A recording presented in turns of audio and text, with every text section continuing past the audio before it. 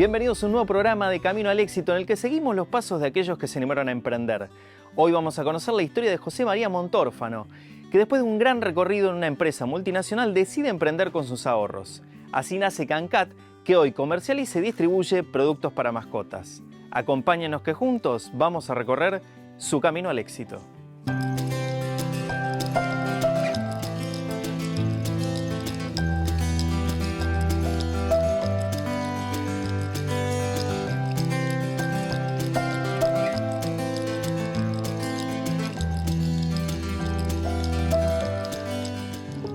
¿Qué hacías antes de Cancat? ¿Qué estudiaste?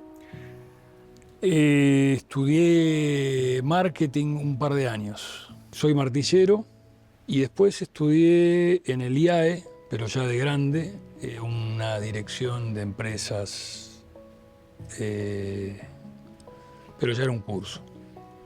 Pero hay mucho trabajo de oficio.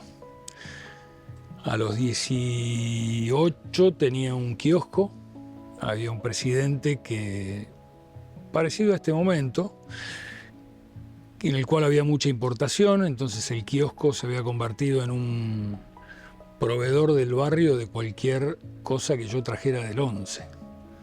Entonces me iba al Once, compraba chalinas, polleras, peluches y los vendía ahí. Después vino el tequila y cerró ese kiosco. Ahí en ese kiosco conozco a una persona que después iba a aparecer en el comienzo de Cancat como importadora y socia muy al principio. Viene el tequila y de ahí me voy a trabajar a Parque de la Costa con los puestos de panchos y pochoclos que había todo alrededor del parque. Como mi fanatismo por vender no me dejaba quieto, ponía puestos por todos lados. Hoy vas y ves enchufes que son productos míos que había puestos de panchos y pochoclos. De ahí empiezo con inmobiliaria industrial. Siempre ahora en ventas. Nunca me animé a largarme como cuentapropista porque siempre decía que tenía que tener un par de 3 o 4 meses de sueldo adentro para soltarme solo. Y nunca los tenía. Crisis tras crisis, estaba siempre con ese afán de ser emprendedor, pero siempre empleado. Hasta que, viene el 2001 y empiezo a trabajar con un amigo como cobrador de Colgate. Resultó que me recomienda para trabajar en Procter con un alimento que ellos tienen. Trabajo 9 años ahí y ahí conozco entre una y otra empresa, conozco a todo el mercado. O sea, quiénes eran los buenos, quiénes eran los que no pagaban, quiénes eran los grandes. Y cuando me voy de Procter, me voy con la idea ya de hacer algo propio. Pero todavía no tenía ese respaldo.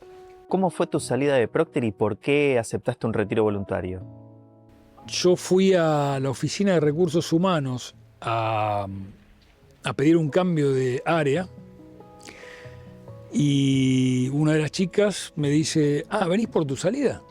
Entonces me adelantó el plan que tenía un poco. Pero no sabías nada hasta ese momento. O sea, No te sabía. Sentaste a hablar de otra cosa. El número puesto yo ya lo tenía. Pero me senté a hablar de otra cosa y ahí empezamos a negociar y bueno. Me voy a trabajar con un distribuidor en ese momento donde conozco por adentro lo que era el valor de la plata. Porque cuando trabajas en una multinacional la plata no es de nadie y cuando trabajas en tu propio negocio cambia todo. Cuando le llevé el primer PowerPoint me acuerdo que me sacó corriendo, me dijo, ¿qué es esto? A mí tráeme planes concretos y plata. Claro. En el medio se fue gestando cada vez más fuerte esto de Cancat. Empezamos primero a financiar una fábrica de huesos que estaba liquidada. Estaba liquidada realmente, o sea, estaba en quiebra. Los dueños ya no estaban más, estaban los empleados. Entonces yo les compraba el cuero a los empleados. Ahí se integra Lucía, mi hija.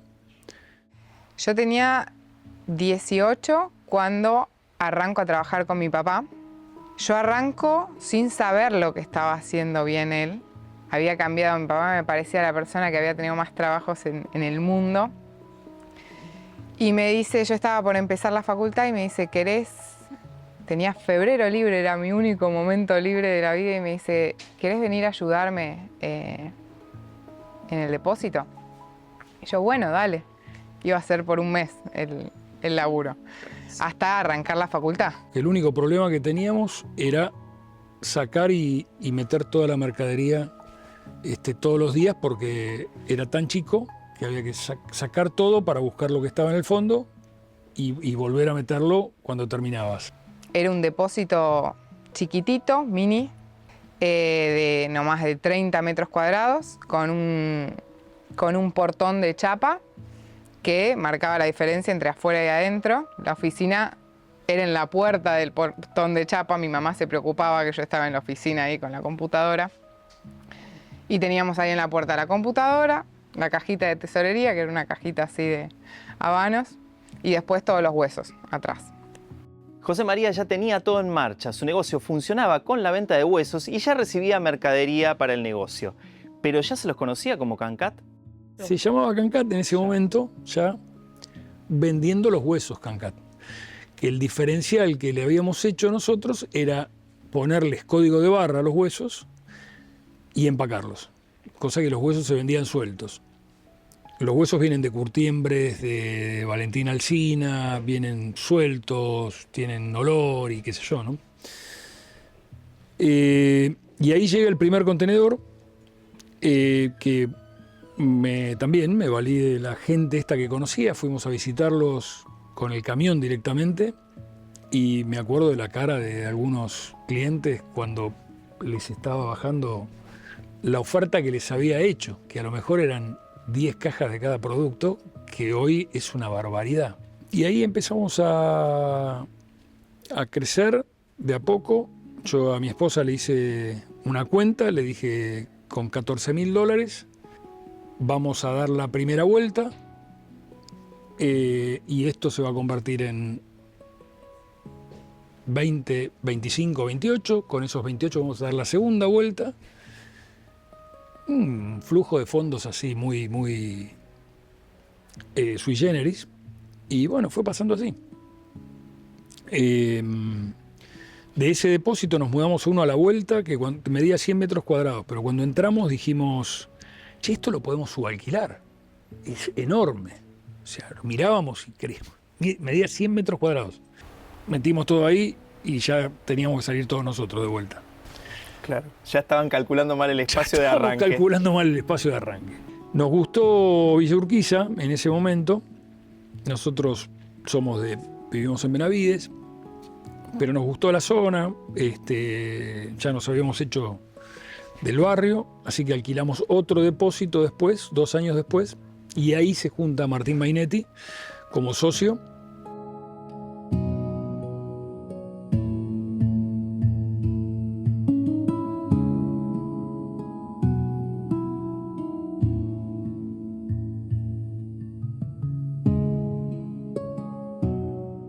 ¿Cuántos empleados tenían cuando arrancaron? 2 empleados, 2 y 3 empleados. Dependía de... Después para la descarga de contenedores venían muchachos a bajar. Que después muchos fueron y son empleados actuales.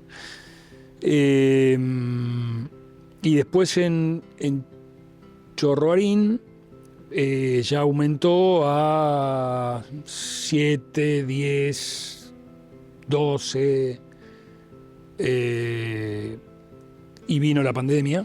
Fue horrible el día para mucha gente, ¿no? El día cero de la pandemia, porque yo dije, tengo toda esta plata afuera, listo, soné.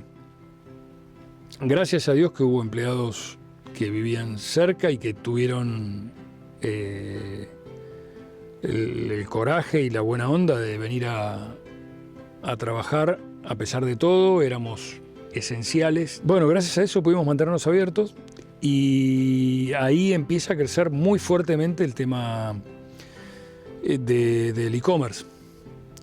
Nosotros no teníamos e-commerce, pero nuestros clientes sí. Y repartíamos, entregábamos en un cuarto C, por ejemplo, que ni sabíamos que había. Y bueno, fue un crecimiento enorme. Pasa la pandemia y ya ahí teníamos 3 depósitos por la zona, era un lío de espacios. Entonces ahí decidimos curarnos en salud y venirnos para cerca de casa. Viajamos menos. Iban desde Benavides todos los días a Urquiza y volvían. Exactamente. O sea, ¿cuánto había de viaje ahí? Y ahí había 1 hora y media de viaje. Y la que estaba más cerca, que era mi hija, yo la pasaba a buscar. Claro. Porque en ese momento era chica. ¿Cómo fue la entrada de Lucía y qué aportó? Lucía era una cuenta pendiente. Yo soy separado de mi primer matrimonio. Entonces, a partir de ahí yo empiezo a tener una relación distinta con ella. Y empezamos a conocernos, a convivir. Armando pedidos, contando huesos, facturando, cobrando, toda la parte más administrativa, mientras él estaba en la calle vendiendo. Ella saca lo mejor y lo peor mío, y lo mejor y lo peor de ella. Hicimos muy buena simbiosis y fuimos socios. En parte era eso como el mix y el match nuestro, de que él estaba en toda la fuerza de venta y yo siempre más ordenada y organizadita estaba en decir, bueno, armo bien el pedido, cuido bien de que salga esto así, cuido bien de que la factura salga así, que se cobre tanto, que se pague tanto, y estaba en eso. No sabía que yo tenía una relación particular con determinados clientes, entonces no le importaba. Si vos me tenés que pagar tanto, el descuento es tanto. Llamaban los clientes y me decían, ¿quién es esta? Es Lucía, es mi socia.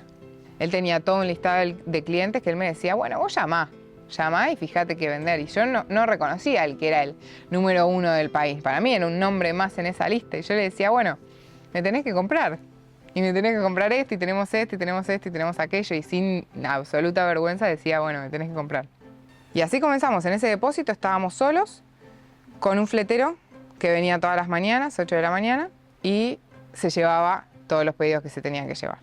Al principio, como dice él, me pasaba a buscar por Ugarte Panamericana, yo toda dormida caía, me tomaba el colectivo y nos encontrábamos ahí y íbamos juntos. Así fue hasta que, bueno, en un momento fueron pasando los años y después de la pandemia, ella ya totalmente madura comercialmente, recibida de abogada, decide emprender su camino como health coach y dedicarse a la nutrición y a la vida sana y a comunicar eso. En el medio aparece Martín Mainetti, que íbamos al Nacional juntos, tocábamos en casa y nos conocemos desde que tenemos 16 años. Venía del palo de la publicidad. Y bueno, también quería cambiar y me dice, bueno, yo le digo, mira, estoy pagando tanto de más por comprarle a fulano y sultano. Yo te ofrezco tanto por esto. Y agarró y empezó a aprender y pasaron los años, ya hace como 10 años que estamos laburando juntos. Cancate es hoy una reconocida marca de insumos para mascotas. Sus productos pueden encontrarse con facilidad en los pet shops, pero para llegar a esto hubo un recorrido. ¿Cómo fueron esos primeros años de instalar una marca que no existía? Creo que creímos en el nombre y nos presentamos con el nombre desde el primer día. Como conocí el mercado porque venía de vender otras marcas, Royal Canin venía de vender alimentos, Eukanuba, conocía el mercado y dijo, bueno, ¿qué le falta a este mercado que yo puedo aportar? y creímos que lo que había que hacer era desarrollar la marca desde el día cero.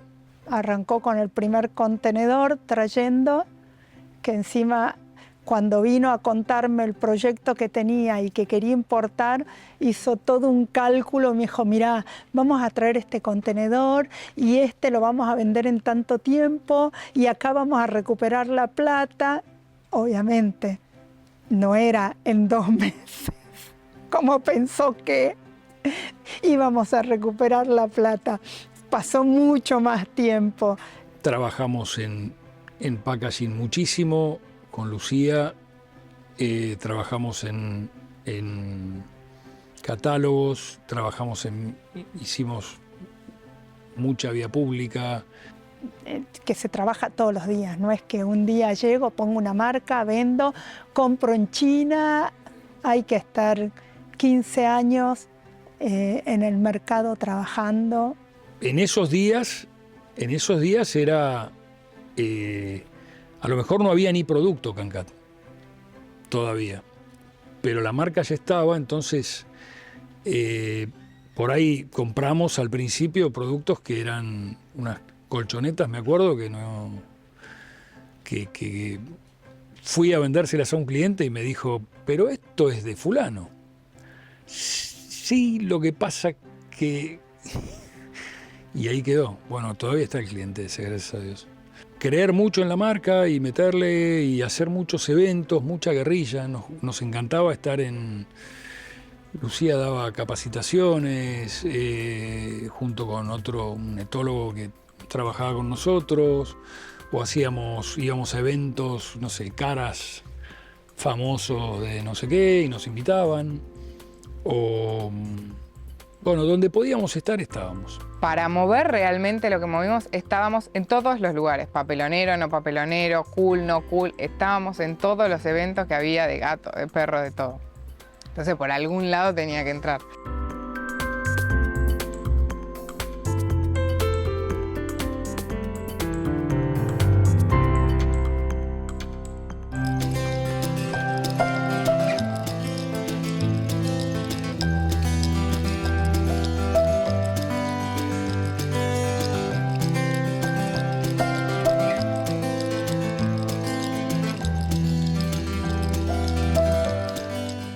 Así fue la entrada de Lucía. Ella se convirtió en un pilar fundamental para Cancat, que poco a poco fue agregando nuevos integrantes al equipo. Quédense con nosotros, que hay mucho más por descubrir de esta historia. Bienvenidos al segundo bloque de Camino al Éxito, en el que seguimos recorriendo la historia de Cancat. José María arrancó el sueño del negocio propio comercializando huesos, pero poco a poco fue agrandando el catálogo. ¿Cuáles fueron los productos que siguieron y por qué?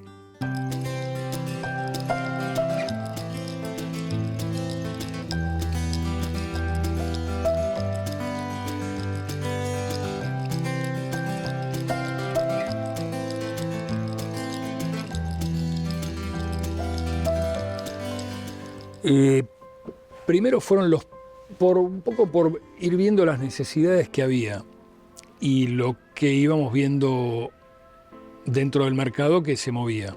Al principio las cosas que se traían eran muy feas, muy feas, pero bueno, era lo que podíamos traer.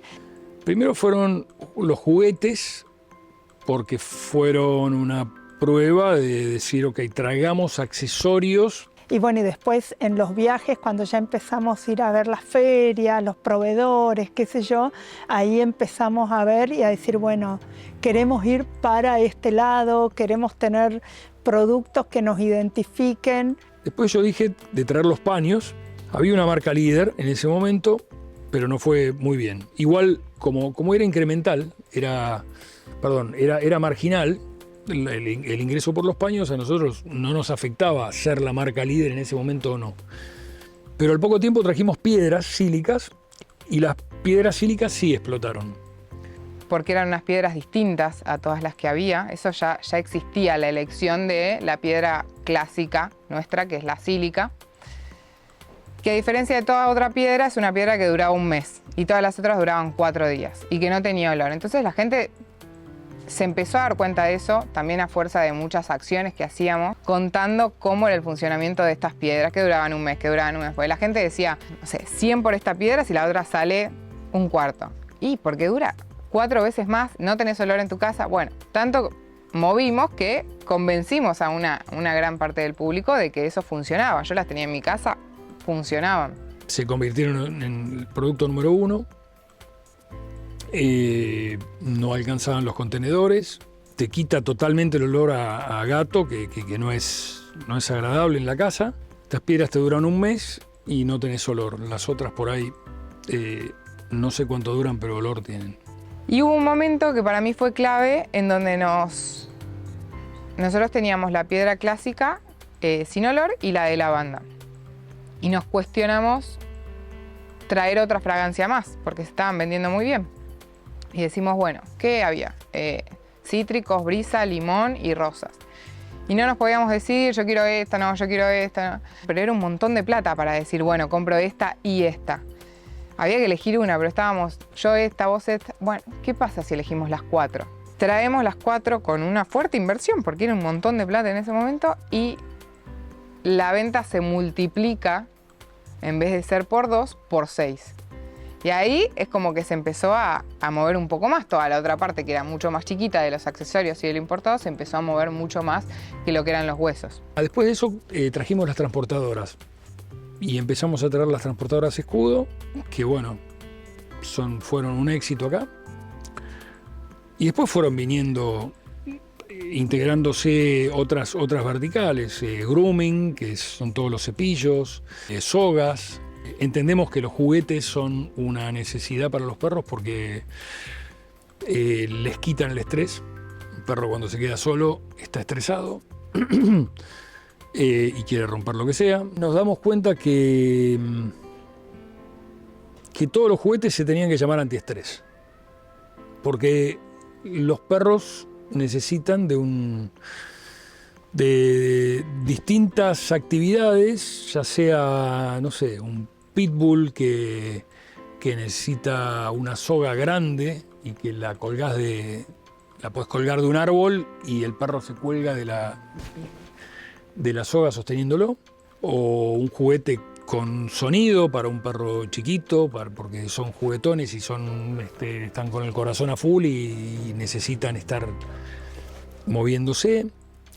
Después trajimos una línea para el agua, que eran juguetes flotadores, para perros que les gusta más el agua, labradores, terranovas. Ya sabíamos que las verticales son 4 o 5, pero buscábamos variedad y novedad. Queremos tener productos que nos identifiquen como marca, por ejemplo los Water Action, categorizarlos, los Strong, todas las distintas categorías que tenemos. José dijo, bueno, vamos categorizándonos para marcar la diferencia y tener diferentes cosas en el mercado, que todo eso acá no se hacía.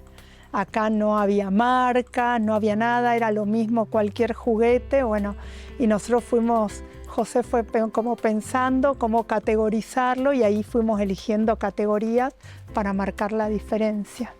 Nosotros ahora tenemos piedras de bentonita que son extraídas o en China o acá en Argentina, que son muy absorbentes, son aglomerantes y te mantienen la litera limpia. Es una variante más de la sílica. Tenemos otras que están hechas de tofu, que son biodegradables. Son para distintos tipos de público. La diferencia es que son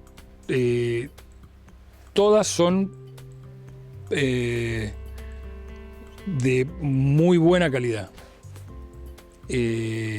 rendidoras por sobre todo y sin olor. ¿Cómo es el núcleo de Cancat, que es prácticamente familiar? Bueno, el núcleo duro de Cancat hoy es mi esposa, María Laura Manierca. Porque estamos casados con José María de hacía un montón de tiempo, entonces si bien no trabajaba, pero Cancat toda la vida fue parte de la familia y fue concebido con en la familia. Que se integra hace 4 o 6 años. José, desde que arrancó con Cancat, llevaba los huesos a casa y mis hijos chiquitos empacaban y separaban las orejas para ayudarlo a contar. Así que en realidad es desde el día cero. Pero empecé a trabajar hace como 6 años formalmente. Y trabajó en compras en restaurantes grandes de gastronomía, qué sé yo, y entonces de logística y de manejo de gente la tenía. Elegí un poco productos, lo acompañaba un poco a José en algunas cosas que me pedía y después vimos que realmente donde más hacía falta era en la parte de logística y distribución. Entonces él hacía la venta y yo estaba en logística. Lucía se ocupaba mucho de las redes, de los vendedores. Martín está en compras, en comercio exterior. Como dice mi papá, es una persona en la que se puede confiar ciegamente, que también vino con ese empuje, con esa fuerza, con esas ganas de decir apuesto por esto, apuesto por ustedes. Invirtió en nosotros y también estaba bueno tener un tercero que apacigüe un poco todo, porque con mi papá nos llevábamos excelente y nos matábamos también, pero por cualquier cosa. Esta caja va acá, no, esta caja va acá, no, esto va así, esto. Y bueno, con Martín era un tercero que podíamos decir, ¿ves que él dice lo mismo que yo? ¿Cuánto importan y cuánto se hace acá? Desgraciadamente importamos la mayoría. ¿Por qué? Porque las matrices para hacer las transportadoras, por ejemplo, que tenemos nosotros, acá son imposibles. En la escala de volumen que nosotros vendemos, nosotros o cualquier competidor nuestro, replicarla acá no se puede. Por más que parezca fácil, no se puede. Lamentablemente la industria nuestra está bastante atrasada y una industria mucho más grande que es la juguetera está igual de atrasada, ¿no? Así que lamentablemente tenemos que fabricar afuera para lograr un estándar de calidad como el que queremos. ¿Están exportando algo? Sí, estamos exportando a Chile. Y este viaje a China sirvió mucho para abrir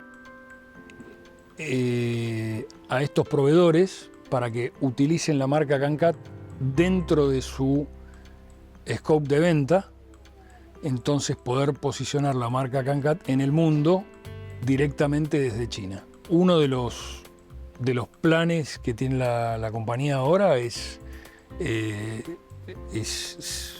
internacionalizarse. Un año, de acá a un año tenemos que estar en 5 países más, por lo menos.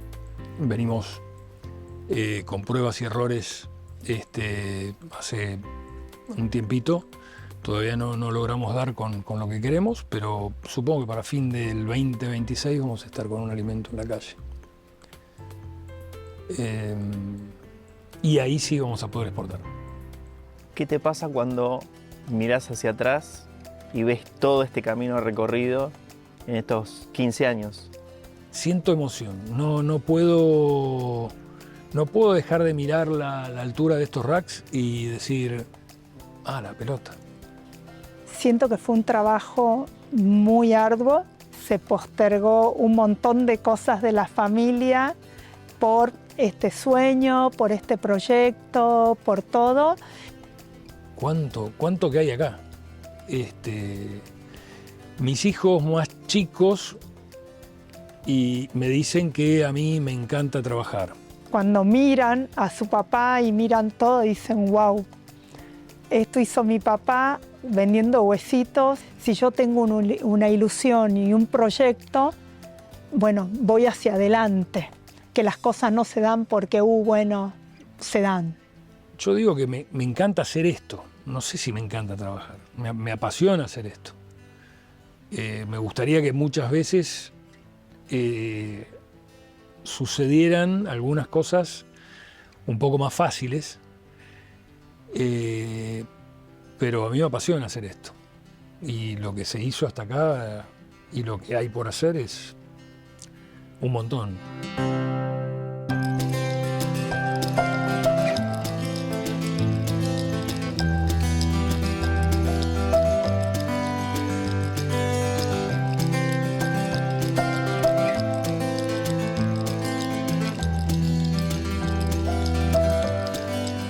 Hasta acá llegamos con el segundo bloque de Camino al Éxito. Cancat es una clara muestra de lo que puede hacerse con una idea clara y pasión por el trabajo. Quédense con nosotros que hay mucho más por descubrir. Bienvenidos al tercer y último bloque de Camino al Éxito. Cancat es un emprendimiento familiar. José María, Lucía y María Laura nos cuentan qué es lo mejor y qué es lo peor de trabajar en familia.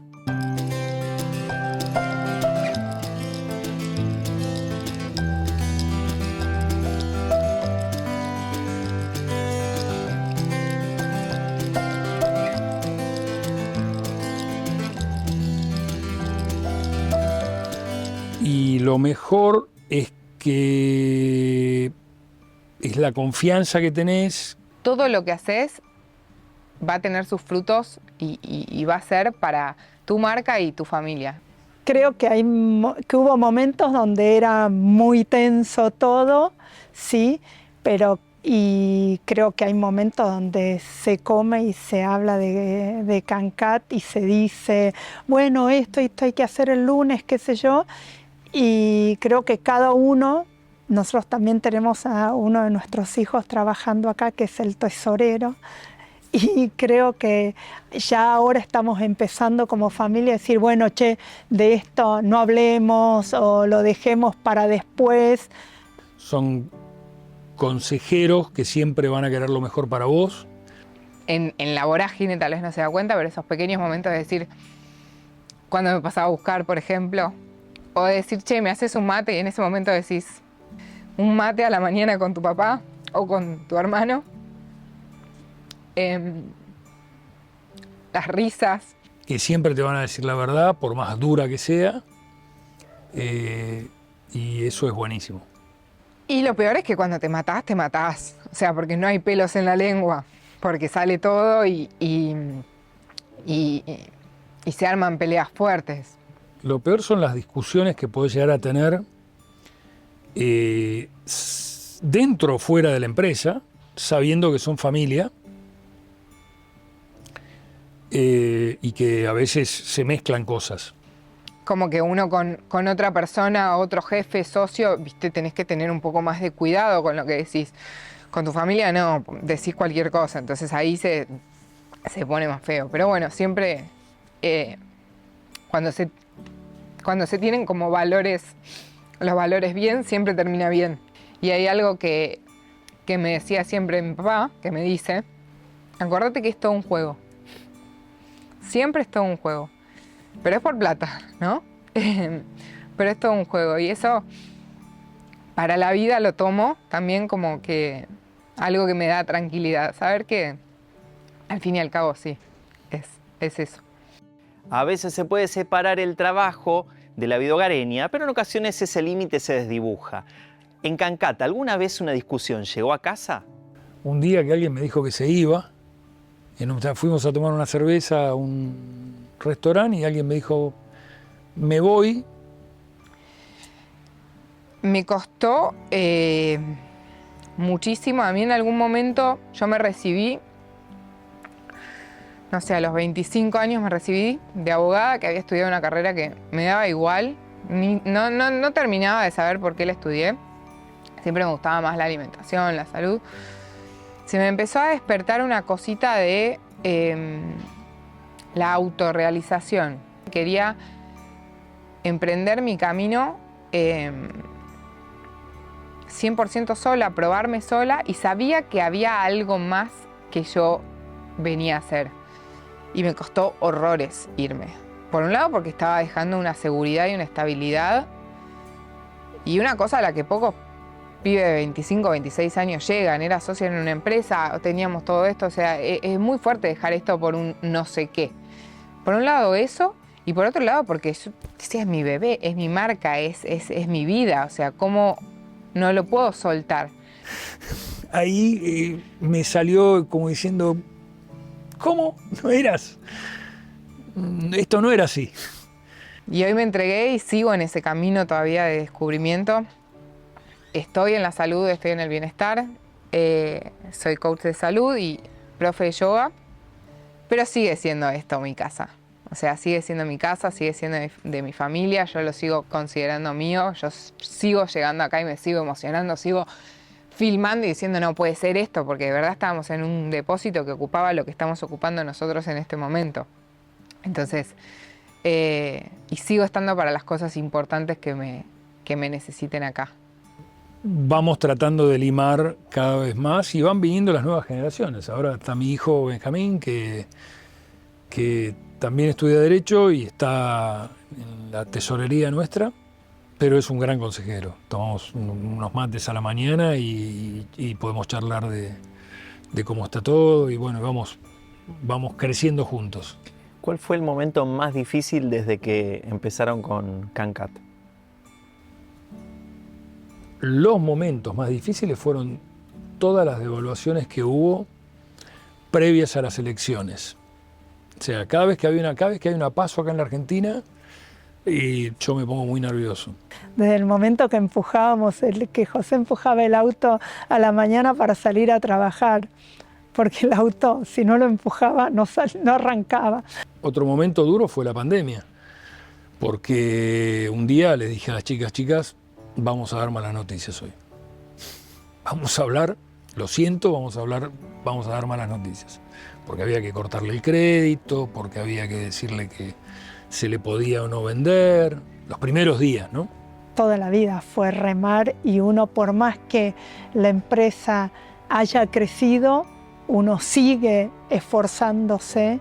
Ahora no es un momento fácil, ahora es un momento que hay que reinventarse, no demasiado, hay que buscarle mucho más la vuelta, porque ahora entre los precios de las tarifas y los precios de los alimentos, que son los primeros que han aumentado hace 2 años, a nosotros nos dejan en un lugar incómodo a la hora del gasto de la canasta familiar. Ahora hay 30 personas más, entonces uno nunca deja de preocuparse y decir, che, que salga bien, que esto funcione, porque no somos tan solo nosotros.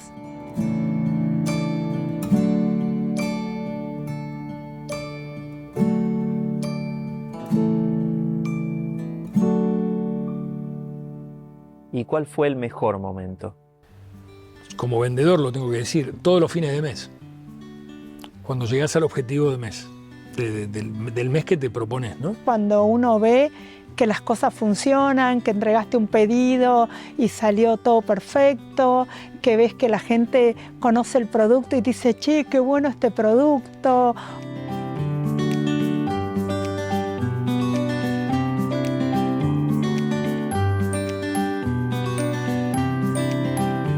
Un logro grande fue cuando fuimos con Martín a una feria y el último día, ya casi cerrando, lo conocemos al italiano que dueño de la fábrica esta, que nosotros nunca pensamos que las transportadoras italianas iban a ser más baratas que las chinas.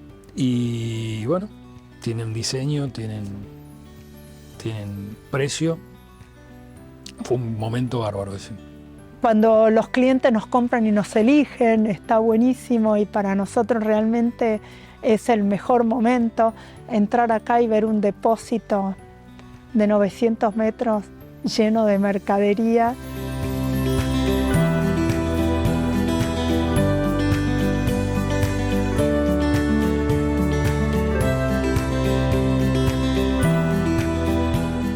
¿Cómo es emprender en Argentina? Creo que es como emprender en cualquier lugar del mundo. Creo que lo difícil es emprender. Después, las dificultades vienen solas, estés acá o estés en Estados Unidos o estés en Suiza. Es un sub y baja Creo que de bueno lo que tiene es esa informalidad que en otros países necesitas arrancar, creo, todo desde más atrás. Primero constituyo esta sociedad, después esto, me alquilo el depósito, todo el formalismo. Y acá tenés la oportunidad de arrancar vendiendo. Entonces, cuando uno hace una elección del producto y todo eso, también tiene que decir, bueno, este producto lo vamos a poder vender, ¿a cuánto lo vamos a poder vender? ¿Cuántos consumidores tenemos para este producto? Tiene sus problemas, pero también tiene sus ventajas. Y el que diga que no, se lo puedo discutir a muerte. Tenés la oportunidad de decir, compro, vendo. Bueno, ahora necesitan que le facture. Ok, ahora factura. Ahora necesitan esto. Bueno, ahora me voy amoldando. Ahora necesito un depósito más grande. Tiene esa informalidad que para mí está buena también. Argentina es un país en el cual es muy dócil para muchas cosas. Entonces, es una tierra de oportunidades. No necesitas armar una gran estructura para empezar. Podés empezar con muy poco. La dificultad la tenés de otra manera. La dificultad está en emprender. En tener esos meses para decir ok, o no tenerlos, y decir me animo a pegar este salto y arranco. Y saber que nada se hace en una generación, ¿no?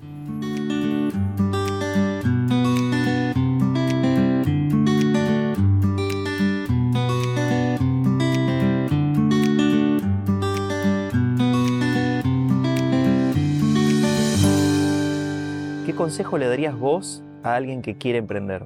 Y que se anime, sí, que salga, que lo haga. Que lo haga, que se mantenga chico todo lo que pueda.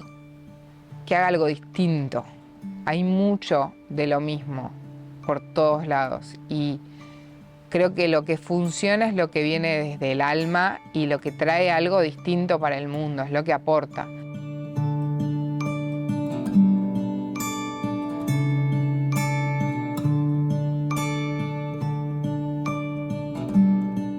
Uno no emprende sin hacer un plan, diciendo, bueno, a ver, yo tengo este sueño, ¿cómo voy a llegar?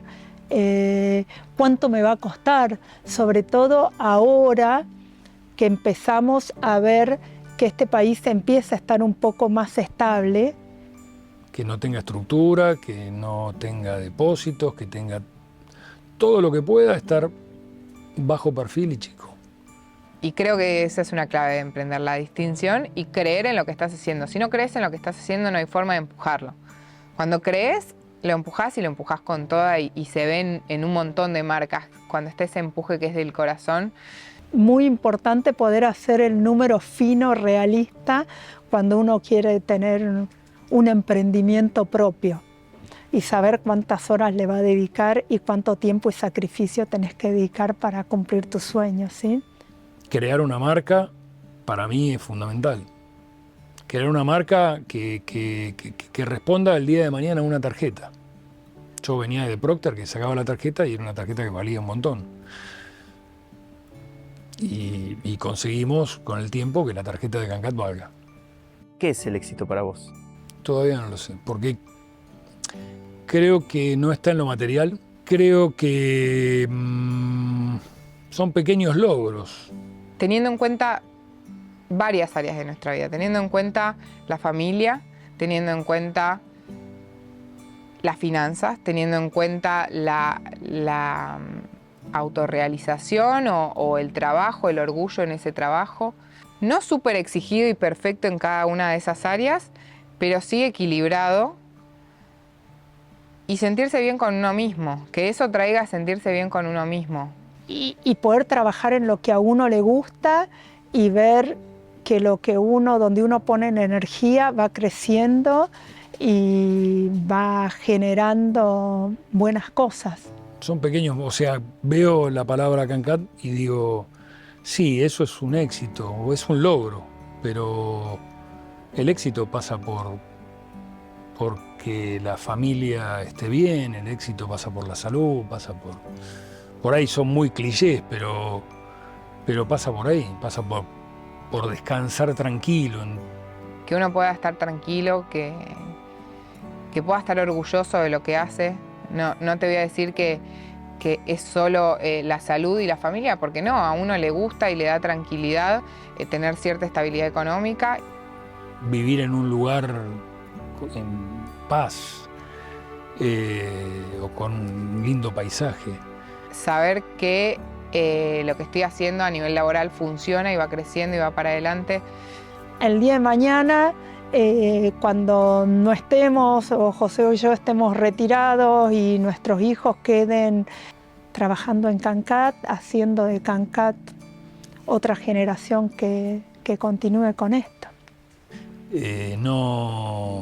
El éxito no pasa por lo material, ni por un reloj, ni por un auto, ni por nada. Para mí va por ahí, sentirse tranquilo con lo que uno hace y equilibrado. Pasa por cómo te sentís, cómo ves a los tuyos.